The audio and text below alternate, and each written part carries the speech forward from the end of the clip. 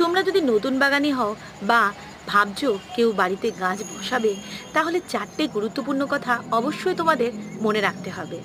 যে কোনো গাছ বসাবার ক্ষেত্রে গাছ বসাবার মাটিটা খুব সুন্দর করে প্রস্তুত করতে হবে। দ্বিতীয় হলো, ধরো তোমরা মাটি তো প্রস্তুত করলে, এইবারে চারা বা বীজ, উন্নত মানের চারা বা বীজ তোমাদের অবশ্যই সংগ্রহ করতে হবে। তৃতীয়ত, যে কোনো গাছ বসানোর সময় মাটির সাথে প্রচুর পরিমাণে কম্পোস্ট তোমরা কিন্তু কখনোই মেশাবে না। তার ফলে কিন্তু গাছের পাতা পুড়ে যেতে পারে এবং গাছ কিন্তু মারাও যেতে পারে। সবশেষে বলবো, গাছ তো তোমরা বসালে, জলও দিচ্ছ।